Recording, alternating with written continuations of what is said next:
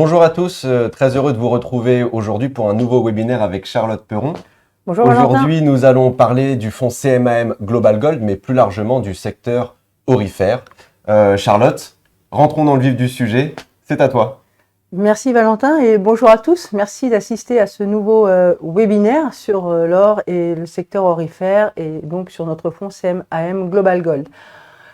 Comme à l'accoutumée, vous allez trouver donc ce tableau récapitulatif des grands indicateurs de l'or qui portent l'or et l'état des lieux, où on en est aujourd'hui, et éventuellement ce qu'on peut attendre demain. Alors cette fois-ci, je vais commencer plutôt par les indicateurs de court terme, parce que finalement, ils ont un petit peu moins d'impact récemment sur le secteur et sur l'or. Alors, je dis moins d'impact, cependant, vous avez pu voir et constater que début octobre, eh bien, on a eu un fort rebond de l'or, lié malheureusement aux événements géopolitiques au Moyen-Orient. Et puis, ensuite, le début de l'inflexion de la politique de la Fed, qu'on attendait depuis un petit moment, eh bien, a continué à porter l'or sur la deuxième partie du mois d'octobre. Donc, vous voyez des indicateurs qui ont quand même des effets de façon court terme, mais qui sont beaucoup moins prégnants dans le temps, comme par exemple les taux d'intérêt réels positifs. On sait que c'est plutôt négatif pour l'or, mais aujourd'hui, ça impacte moins. L'évolution du dollar, elle est toujours un petit peu ambiguë, mais ça impacte moins. L'inflation aujourd'hui n'est plus le driver de l'or, clairement. Donc voilà, et les politiques monétaires, si ça reste quand même un petit peu un des drivers court terme, parce que les investisseurs financiers suivent ces indicateurs-là. Donc sur les indicateurs plutôt court terme, c'est moins un angle de vue que tu prends sur tes décisions. Tu regardes maintenant plus les fondamentaux long terme, enfin moyen et long terme. Oui, c'est tout à fait ça. Parce qu'effectivement, donc sur les fondamentaux long terme, comme vous le voyez, ils sont déjà plus tous au vert ou pratiquement. Et clairement, ils impactent vraiment. Vous avez toujours une demande de bijouterie qui va être en progression. Il y a eu un fort rebond au troisième trimestre. Et ça devrait se poursuivre. Vous savez que cette demande, elle est aussi un petit peu saisonnière. Et puis, vous avez la demande d'investissement. Vous savez, sur la demande d'investissement, vous avez toujours deux jambes. Vous avez la jambe des investissements en physique, de direct, qui, elle, est très, très, très forte. Et puis, vous avez l'autre jambe qui, aujourd'hui, est plutôt négative, depuis finalement 2022. Ce sont la demande d'ETF, et donc qui, elle, est drivée souvent par les investisseurs de court terme, qui suivent les indicateurs de court terme. Et en fait, on voit que la demande en lingots, en pièces, est bien supérieure à cette vente d'ETF or. Et donc ça, c'est vraiment, c'est assez nouveau, non, c'est pas la première fois dont je vous parle de ça, mais on voit que ça s'installe vraiment, vraiment dans le temps. Voilà. Et le deuxième élément vraiment qui s'installe vraiment dans le temps, ce sont les achats des banques centrales, qui sont vraiment massifs. Il faut savoir que les banques centrales, cette année, ont déjà acheté plus de 800 tonnes d'or. Donc ça, c'est vraiment, on est presque sur les niveaux de l'année dernière. Voilà. Et on pense que le quatrième trimestre devrait être dans la même veine, et donc on pourrait même peut-être dépasser les achats records de l'année dernière des banques centrales. Vous avez une demande industrielle et de technologie qui, elle, est plutôt flat, c'est vrai, puisque elle est quand même pas mal tirée par tout ce qui est industrie de semi-conducteurs et d'appareils d'électronique de pointe. Et en fait, avec les surcapacités qu'il y a, qu'on connaît, eh bien, ça pèse un petit peu. Et puis, vous avez l'offre minière et l'offre en règle générale qui est plutôt en hausse. Alors ça, effectivement, ça peut être un petit peu pénalisant pour le prix de l'or, puisqu'on est toujours sur des équilibres d'offre-demande. Eh bien, faut savoir que l'offre minière est en hausse de 2%, mais c'est surtout l'offre de recyclage qui, sur cette deuxième partie de l'année, accélère. Et vous savez que l'offre de recyclage, plus le prix de l'or est élevé, plus vous avez d'or de recyclage qui arrive sur le marché. Alors, donc, je crois que tu avais quelques slides pour illustrer ce nouveau paradigme. Oui, ce nouveau paradigme, on va ouvrir un petit peu le capot. Et donc, ces éléments-là expliquent effectivement, Valentin, la volatilité de l'or de cette année. On connaît. Mais finalement, ce qui est intéressant, c'est de voir que le prix moyen de l'or de depuis le début de l'année, qu'on est quand même autour de 1930 $ l'once. Exactement. C'est bien supérieur à ce que tout le monde pouvait attendre en début d'année 2023.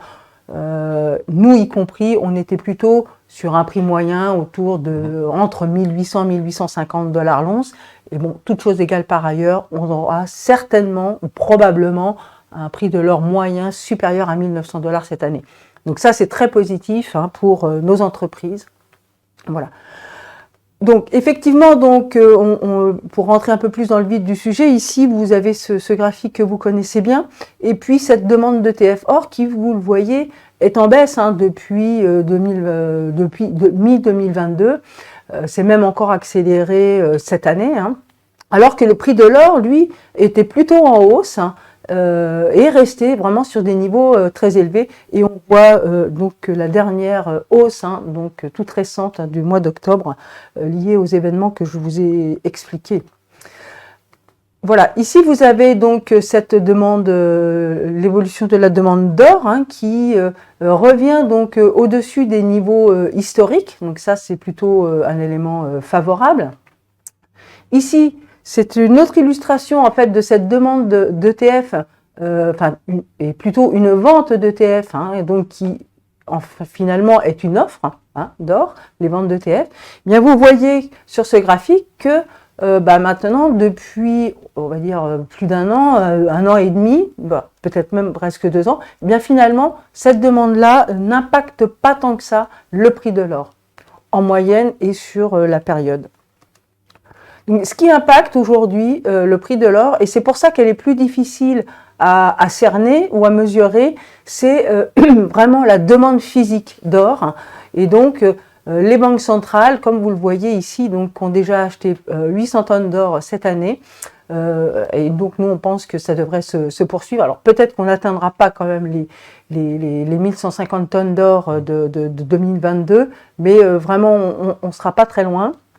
Et ce qui est intéressant de voir, c'est qu'effectivement, la Chine achète toujours beaucoup d'or. Il faut savoir qu'aujourd'hui, les réserves en or de la Chine, c'est 4% de ses réserves aujourd'hui. Donc, petit à petit, la Chine augmente vraiment ses réserves d'or pour pouvoir diversifier clairement ses réserves de change. Mais il n'y a pas que la Chine. Il y a toujours l'Inde, il y a, alors un peu moins la Russie, c'est vrai, mais la Turquie revient aussi sur le marché. On voit bien que tous ces pays émergents continuent de constituer vraiment des réserves d'or, des réserves d'or. Alors, on parle beaucoup éventuellement d'une union monétaire un petit peu entre ces pays. Mais peut-être qu'effectivement, dans quelques années, c'est peut-être quelque chose qui va apparaître. Et cette constitution en fait de réserve d'or est peut-être un signal donc il faudrait se méfier ou il faut faire attention. Alors, on va rentrer plutôt sur là où on a parlé du sous-jacent, l'or. Oui. Regardons un peu comment se comportent les sociétés aurifères. Alors, sur les sociétés aurifères, on en a rencontré quelques-unes récemment. On a fait quelques meeting aussi en septembre, avant les résultats du trimestre. Donc on est toujours dans la même veine un petit peu, avec des hausses de coûts qui se modèrent. Alors il y a toujours un peu une inflation sur les coûts dans le secteur minier, c'est un petit peu inhérent de quelques pourcents. Mais on voit bien quand même que cette maîtrise reste vraiment l'ADN aujourd'hui des managers et des sociétés. Voilà, donc on voit encore un petit peu des impacts de l'inflation qui se réduit, de toute façon cette inflation qui se réduit même en Europe, partout dans le monde, eh bien on le voit un petit peu encore sur les dépenses d'investissement, voilà, qui sont en hausse, alors à la fois un petit peu sur les hausses liées à l'inflation, et puis aussi des hausses parce qu'on augmente un petit peu les budgets d'exploration et de développement, parce qu'on profite du fait qu'on est sur des niveaux de prix élevés sur l'or, et donc ça c'est important. Donc en fait, l'ensemble de ce qu'on appelle les coûts totaux, les all-in sustaining costs, eh bien, sont effectivement encore un petit peu en hausse cette année, mais ils restent en moyenne autour de 1200 $ l'once. Et pour notre portefeuille, dans nos choix de valeur, on est plutôt autour de 1100 $ l'once sur les coûts totaux dans des sociétés qui produisent dans notre portefeuille. Donc vraiment, les sociétés restent focalisées sur la génération de cash flow et reviennent un petit peu donc sur la croissance. Donc ça, c'est normal, hein, c'est dans le cycle de vie des sociétés minières, puisque il faut qu'elles remplacent quand même toutes les réserves qu'elles produisent. Finalement, il faut qu'elles les remplacent pour continuer à croître et continuer à vivre. Voilà. Donc, elles font toujours preuve d'une forte discipline dans leur allocation du capital, pardon. Et donc, il y a aussi du retour à l'actionnaire qui se fait un petit peu. Voilà. Donc, nous, on est assez confiants donc sur les résultats du 3e trimestre et du 4e trimestre. On se projette aussi sur le 4e trimestre parce qu'en fait, le second semestre est en général meilleur que le premier. Il y a toujours un petit peu de saisonnalité. Et compte tenu du prix de l'or actuel, de la maîtrise des coûts, nous, on reste vraiment confiants sur cette capacité des entreprises à générer donc les résultats fixés en début d'année, voire même les dépasser compte tenu effectivement du prix de l'or. Comme vous le savez, ce sont des entreprises qui sont price taker et pas price maker. Et donc, quand leur sous-jacent est positif et très positif comme cette année, eh bien, ça leur est très favorable. Donc, ceci, ça illustre un petit peu donc ce que je viens de dire, puisque ça, c'est la courbe des coûts de notre portefeuille. Et donc, vous voyez que les marges opérationnelles donc des sociétés que nous avons en portefeuille sont jugées effectivement assez confortables, même si vous avez une chute drastique de l'or d'ici même la fin de l'année ou même l'année prochaine, vous avez quand même de la marge pour que les sociétés ne soient pas en risque. Donc ça, c'est un des éléments qui nous font penser quand même que les sociétés aujourd'hui sont quand même un petit peu sous-évaluées. Sur le secteur, il y a encore des choses à gagner. Surtout si vous êtes constructif sur l'or pour l'année prochaine.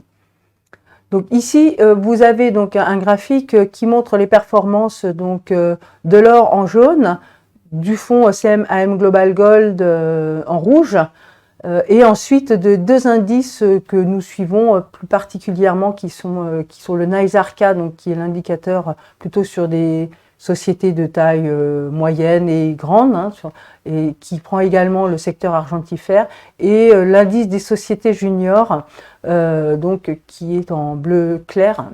Là. Et vous voyez qu'en fait, depuis que les investisseurs, depuis que les banques centrales sont rentrées dans des politiques monétaires restrictives, eh bien, l'or a commencé à être, on va dire, plutôt flat, même s'il y a de la volatilité, c'est assez relativement flat.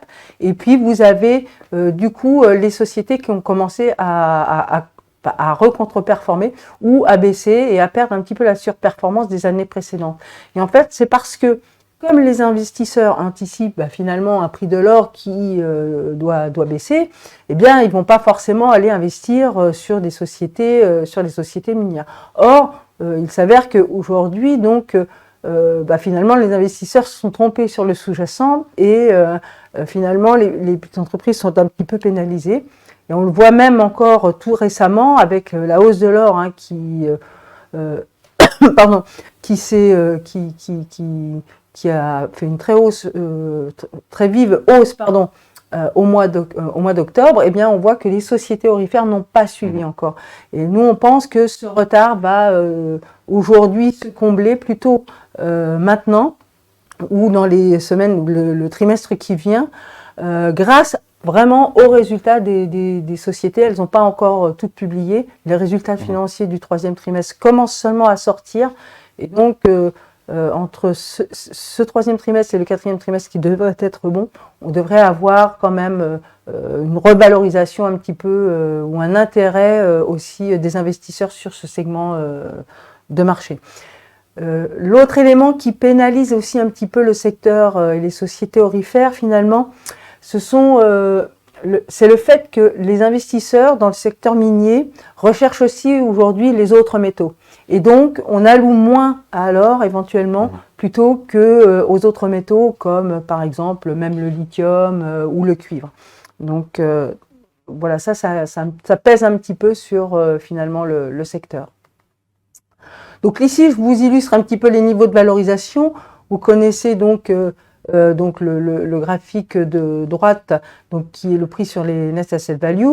Et donc là, on voit que les sociétés effectivement ont du potentiel de revalorisation.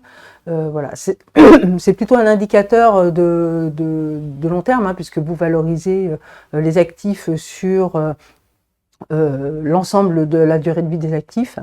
Et donc là, vous faites des hypothèses sur le prix de l'or qui effectivement sont plus basses, mais quand même, il y a quand même des niveaux de valorisation un potentiel de revalorisation qui peut arriver. C'est vrai que si vous regardez l'autre indicateur à gauche, en bas à gauche, qui est la valeur de l'entreprise sur l'EBITDA, et bien là, qui est plus un indicateur clairement opérationnel et plus court terme, et bien là, on voit effectivement que le secteur est relativement bien valorisé par rapport à son historique récent, depuis 2015, qui est un petit peu finalement le nouveau paradigme également que l'on connaît. Voilà, on ne retrouvera pas les niveaux de valorisation en EV sur EBITDA comme on a connu sur les cycles précédents, bien avant les années 2007, comme on le voit sur le graphique. Ça, c'est pas du tout... c'est vraiment un autre... On a changé de paradigme. Voilà, on a changé de paradigme. Ça, c'était le passé, on est passé vraiment sur autre chose. D'autant plus qu'aujourd'hui, les sociétés minières aurifères ou argentifères, en tout cas de métaux précieux, elles sont aussi plus valorisées comme des sociétés minières, on va dire, plus classiques. Voilà. D'accord. Voilà. Ici, vous avez vraiment l'illustration de ce que je vous expliquais, c'est que vous avez les anticipations du prix de l'or pour les prochaines années, et vous voyez qu'en 2027, eh bien, globalement, les grandes banques, puisque donc qui font ces consensus, eh bien, voient un prix de l'or à $1 700. Donc effectivement, c'est pas favorable finalement dans la valorisation des sociétés. Et quand vous voyez un sous-jacent qui va baisser, ça vous incite pas forcément à aller dans le secteur. Alors, on a parlé de l'or, on a parlé des sociétés minières. On va un peu parler de ton fonds quand même, Charlotte, CMM Global Gold, avec cette structure de portefeuille où on garde quand même une grosse partie sur les métaux précieux à 90% et à 72% sur l'or. Mais tu diversifies. Oui. J'ai toujours cette diversification plutôt sur le cuivre, comme tu le sais, Valentin. Même si cette année et peut-être l'année prochaine le cuivre est un petit peu moins porteur, on reste quand même très confiant sur ce métal. Et comme tu le sais, ça a le double avantage, notamment pour les sociétés dans lesquelles on investit. C'est souvent des dépôts cuivre et or, et donc les sociétés profitent donc des performances et de l'évolution des deux métaux. Mais on reste toujours très confiant sur la thématique du cuivre.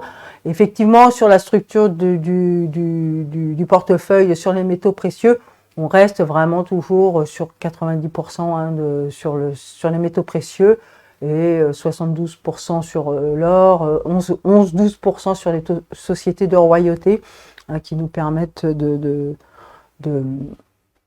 compléter un petit peu le tableau. Et puis les sociétés argentifères qui sont toujours beaucoup plus volatiles et difficiles à manager. La structure du portefeuille, eh bien, elle ne change pas. Globalement, on a un petit peu plus de juniors aujourd'hui ou de développeurs, mais ça reste tout à fait gérable. Et pourquoi on a toujours un petit peu plus de juniors et de développeurs? Parce que pour nous, c'est clairement les deux compartiments où il y a des cibles potentielles sur les acquisitions. Voilà. Donc là, vous avez les sociétés productrices des autres métaux avec celles-ci n'ont pas changé. Ici, le top 10 un petit peu resserré, qui a un petit peu en hausse par rapport au trimestre précédent. Donc voilà. Je rappelle un portefeuille qui est toujours très concentré. Oui. Autour de 43 valeurs. Oui, 43 valeurs dans notre portefeuille. Et à noter aussi l'exposition au dollar canadien. On couvre pas sur la devise, donc c'est bien aussi de le rappeler. Oui. Est-ce qu'on peut parler un petit peu de tes mouvements stratégiques? Parce que c'est Oui. vrai que c'est de la gestion d'actifs Oui, et donc de la la gestion gestion. active. Oui. Comment tu as arbitré ces derniers temps, les arbitrages Oui. stratégiques, les arbitrages tactiques? D'accord. Alors, au niveau des arbitrages plus stratégiques, hein, donc des arbitrages plus long terme, pardon, eh bien, on est revenu on commence à revenir un petit peu sur New Gold, qui avait beaucoup de difficultés hein, ces dernières années avec ces deux dépôts, ces deux mines qui sont New Afton et Rainy River. Et puis, ils ont fait beaucoup de travail cette année. Il y a eu des changements de management. Il y a eu pas mal de travail aussi donc sur les structures de la mine. Et puis, petit à petit, trimestre après trimestre, vraiment, ils remplissent un peu les objectifs. Et donc, ça nous redonne vraiment confiance dans cette société. Et donc, clairement, on revient sur New Gold aujourd'hui. On a fait un arbitrage qui est à la fois un peu stratégique et puis tactique, puisqu'en fait, on a pris un peu de profit sur Lundin Gold. Et on a renforcé notre position sur Lundin Mining, donc toujours dans cette galaxie donc de la famille Lundin, hein, qui sont des producteurs de matières premières hein, donc historiques et qui ont beaucoup d'actifs en Amérique du Sud. Alors pourquoi on a vendu Lundin Gold? Parce qu'en fait, il y a moins d'upside aujourd'hui sur cette société puisque ils ont rempli, voilà, ils sont en phase de production classique sur Fruta del Norte, mais par contre, c'est qu'un seul actif. Et on pense que Lundin Gold est aujourd'hui en phase de recherche clairement d'une cible. Voilà, aujourd'hui, il y a un potentiel un petit peu moins important sur Lundin Gold, alors que sur Lundin Mining, là, c'est plus la société qui gère et développe des mines de cuivre, donc toujours en Amérique latine. Et là, par contre, ils sont plutôt en phase de redéveloppement et de développement donc de nouveaux actifs, donc qui vont arriver certainement en production dans les années à venir. Donc là, il y a plus de potentiel, à mon sens, donc en termes de valorisation et de revalorisation de la société. Il y a plus de risques à avoir un petit peu sur Lundin Gold, finalement, sur l'acquisition qu'il pourra faire, que sur Lundin Mining. On revient également sur Centerra, puisque là c'est pareil, c'est une société qui a eu pas mal de problèmes dans ses productions et qui commence aujourd'hui vraiment à délivrer. Dans les arbitrages plutôt tactiques, on a renforcé plus récemment Newmont. C'est pas forcément, c'est vraiment un achat tactique. Pourquoi? Parce que Newmont vient de finaliser finalement l'acquisition de Newcrest. Pardon. Et le poids dans les indices de Newmont va encore augmenter ou encore en train d'augmenter, et ça engendre un effet technique positif. Et donc c'est simplement pour jouer un petit peu cet effet technique positif, et probablement alors c'est difficile de dire, peut-être dans les jours ou dans les semaines qui viennent, on réduira un petit peu donc peut-être cette position. C'était vraiment un arbitrage tactique de court terme pour jouer cet effet technique de marché. Et on a pris un peu de profit effectivement donc là sur les trois sociétés Agnico, Franco et Alamos. On avait pris des profits parce que c'est des sociétés qui performent très très bien, notamment Alamos cette année, mais même Agnico et Franco.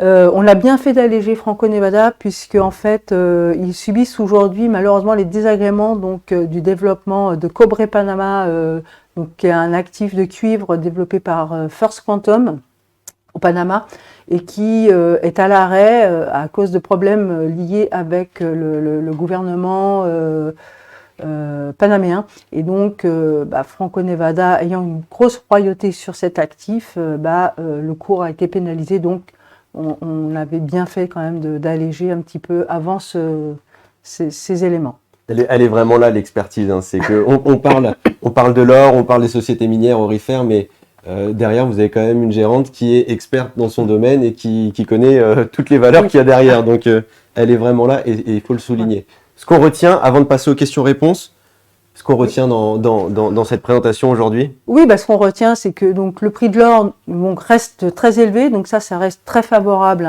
aux sociétés. Nous, on pense que c'est pas vraiment valorisé par le marché, ces résultats actuels et à venir. Aujourd'hui, donc, on reste donc bien positionné. Vous voyez, on n'a plus beaucoup de cash parce qu'on veut essayer de profiter quand même de cet effet de levier donc des sociétés. Voilà. Et puis, on l'espère quand même, un portefeuille qui conserve toujours des sociétés de qualité et des risques qui sont maîtrisés, puisque vous le voyez, on a même sur notre portefeuille un niveau de all-in sustaining cost qui est inférieur à la moyenne du marché, enfin de l'ensemble des sociétés. Et donc, c'est plutôt assez favorable. Voilà. Merci Charlotte. On a une question, on enchaîne tout de suite. On nous demande si la sous-performance des mines d'or par rapport à l'once d'or peut se poursuivre en 2024. On a commencé à y répondre. On avait un graphique pour montrer un peu la corrélation entre le fond, l'or et les différents indicateurs.